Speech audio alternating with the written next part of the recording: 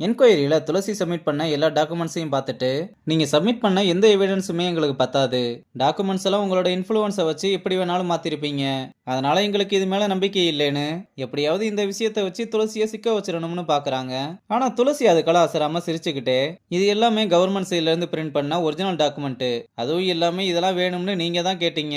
அதுக்கு தலைவரும் இந்த ப்ரூஃப் எல்லாம் பத்தாதுன்னு உனக்கே நல்லா தெரியும்னு சொல்ல, என்கிட்ட இன்னொரு ப்ரூஃப் இருக்குன்னு பிஏ கிட்ட சொல்லி அந்த ப்ரூஃபை காமிக்க சொல்றா. அவங்களும் அதை வாங்கி பார்த்தா துரதா அதுல பேசுறாரு. சமீபத்துல நடந்த ஃபண்ட் அலிகேஷன்ஸ் விஷயத்தெல்லாம் நானும் கேள்விப்பட்டேன். இந்த ஃபண்டை பொறுத்த வரைக்கும் முழுக்க முழுக்க நானே எடுத்த முடிவு. இதுல மினிஸ்டர் துளசிக்கு எந்த சம்பந்தமும் இல்ல. அப்புறம் எல்லாருமே எம்என்சிக்கு ஃபண்ட் ரிலீஸ் பண்ணிருக்கத மட்டும் பேசுறீங்க. நான் எம்என்சியை மட்டும் இல்லாம இன்னும் 4 அகாடமிக்கு சேர்த்து தான் ஃபண்ட் ரிலீஸ் பண்ணிருக்கேன். அதுக்குரிய டாக்குமெண்ட்ஸையும் உங்களுக்கு மெயில் பண்ணிருக்கேன்னு சொல்றாரு. துளசியும் என்ன சார் இந்த ப்ரூஃப் போதுமான்னு கேட்டா, இதெல்லாம் பார்த்ததுக்கு அப்புறம் கூட அந்த கண்ணாடிக்காரன் இந்த மாதிரி வீடியோவெல்லாம் யாரு வேணாலும் ஈஸியா கிரியேட் பண்ணலாம்னு சொல்ல, தலைவர் இதை கேட்டு கடுப்பாகி கொஞ்ச நேரம் மூடிக்கிட்டு இரியான்னு சொல்றாரு. துளசியும் ரொம்ப கெத்தா யாருக்கும் பயப்படாம, என் மேல இருந்த அலிகேஷன்ஸுக்கு எல்லா ப்ரூஃபையுமே நான் கொடுத்துட்டேன். ஆனா உங்க மேல இருக்க கம்ப்ளைண்ட்டுக்கு நீங்க எப்ப பதில் சொல்ல போறீங்கன்னு கண்ணாடிக்காரனை பிடிச்சு வாங்குன்னு வாங்கினதும் உடனே ஜகா வாங்கி, என்னம்மா நம்மளா ஒரே கட்சி இல்லையான்னு கேட்கறான். ஒரு வழியா துளசியும் ரொம்ப ப்ரெஷர் கொடுத்த அலிகேஷன்ல இருந்து வெளியே வந்துட்டா. ஆனா கடைசியில பார்த்தா அந்த கண்ணாடிக்காரர் ராஜசேகரோட ஆளு போல. ராஜசேகரும் என்னையா அந்த துளசி மேட்டர் க்ளோஸ் ஆனு கேட்க, இல்ல சார் கடைசி நேரத்துல அந்த துறையால எல்லாமே பாழா போச்சுன்னு நடந்த எல்லா விஷயத்தையுமே சொன்னதும், இத்தனை வருஷமா அரசியல்ல இருந்து என்னையா புடுங்கிக்கிட்டு இருக்க, சும்மா சின்ன பிள்ளை மாதிரி காரணம் சொல்லிக்கிட்டு இருக்கேன்னு கடுப்பாகி கத்திக்கிட்டு இருக்கான்.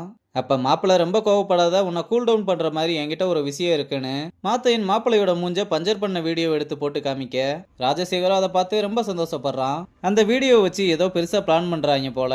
இங்க பசங்க எல்லாருமே ஜாலியா ஃபுட்பால் விளாண்டுகிட்டு இருக்க, ரங்கனா அவங்களோட வந்து ஜாயின் பண்ணி கோல் அடிச்சுக்கிட்டு இருக்கான். இந்த பக்கம் துளசி ராஜீவை பார்க்க வர, அவன் துளசியை பார்த்ததுமே ரொம்ப சந்தோஷமா அம்மாவை கூப்பிடுறான். அவளும் உள்ள வந்ததுமே, ரொம்ப நடிக்காத, நீ என்ன பண்ண ட்ரை பண்றேன்னு எனக்கு நல்லா தெரியும்.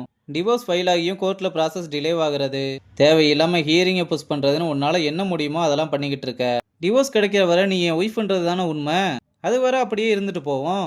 ஓ அப்படியா, அப்ப நானும் ஒன்று சொல்றேன். லீகலா நான் உன்னோட ஒய்ஃபா இருந்தாலும் நான் திரும்பி வந்துருவேன்னு மட்டும் கனவுல கூட நினைக்காதுன்னு சொல்றா.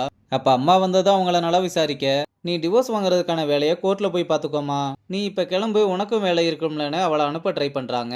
துளசியும் இங்க பேசி நீங்க டைம் வேஸ்ட் பண்ண வேணாம்னு சொல்றது எனக்கு புரியுதுமான்னு, உங்ககிட்ட எப்படி டிவோர்ஸ் வாங்கணும்னு எனக்கு தெரியும்னு சொல்லிட்டு கிளம்புறா. துளசி இப்படி பேசிட்டு போனதுனால ராஜுவும் செம்ம காண்டுல இருக்கான். அப்புறம் ரங்கனுக்கு கால் பண்ண, அவனும் என்ன எல்லாமே ஓகேவான்னு கேட்டா, எல்லாமே ஓகே தான், இப்பதான் கொஞ்சம் ரிலீஃபா ஃபீல் பண்றேன். இது எல்லாமே உன்னாலதான். நம்ம இந்த பிரச்சனை இப்போ ஷார்ட் டைம் மீட் பண்ணதுக்கே இவ்வளவு சேஞ்சஸ்னா, நம்ம இன்னும் கொஞ்சம் அதிகமா ஸ்பெண்ட் பண்ணா நல்லா இருக்கும்ல. ரங்கனும் உடனே அதிகமான இப்படி லைஃப் லாங்கானு கல்யாணத்துக்கு அடி போட, அவளும் எனக்கு ஓகே தான், அதுக்கு தான் நான் வெயிட் பண்ணிக்கிட்டு இருக்கேன்னு சிரிச்சுக்கிட்டே சொல்றா. அப்புறம் நைட் ஆனதோ ரங்கன் பாய்ஸ் ஹாஸ்டலுக்கு வந்து ஜாக்கிக்கு கால் பண்ணி, நான் பேசுறது மட்டும் கேளு, பதில் எதுவும் பேச வேணாம்னு தியோவை கூப்பிட்டு என்ன வெளியே வந்து மீட் பண்ணுன்னு சொல்றான். அப்புறம் ஜாக்கியும் தியோவை கூப்பிட்டு வர, கிரிஷா அவங்க அகாடமியிலே போய் அடிச்ச விஷயம் உங்களுக்கு தெரியும்ல. ஆமா சார் தெரியும், என்னாச்சு? கண்டிப்பா அதோட சிசிடிவி ஃபுட்டேஜ் அவங்க கிட்ட இருக்கணும்னு சொன்னதும் ஜாக்கி இதை கேட்டதுமே, ஐயோ இதை பத்தி யோசிக்கவே இல்லையேன்னு, லோக்கல் கிரவுண்ட்ல அன்னைக்கு சும்மா பிரச்சனை நடந்தப்பயே அவங்க ஃபேக்கா வீடியோவை கிரியேட் பண்ணி போலீஸ் வரைய போனவங்களாச்சேன்னு ரொம்ப பயப்படுறான். அவங்கிட்ட எல்லா எவிடன்ஸும் இருந்தும் இப்ப வரை எதுவுமே பண்ணாம இருக்கானா, ஏதோ தப்பா இருக்கு. கண்டிப்பா அப்ப ஏதோ பெருசா பிளான் பண்ணிக்கிட்டு இருக்கான். நீங்க என்ன பண்ணுவீங்களோ தெரியாது, மாத்தையனை தனியா மட்டும் விட்டுறாதீங்க, எப்பவுமே அவன் கூட ஒரு ஆள் இருக்கிற மாதிரியே பாத்துக்கோங்கன்னு சொல்ல, நம்ம பசங்களும் சரின்னு சொல்றாங்க. சரி அந்த வீடியோ உங்ககிட்ட இருக்கான்னு கேட்க, ஜாக்கியும் அதை போட்டு காமிக்கிறான்.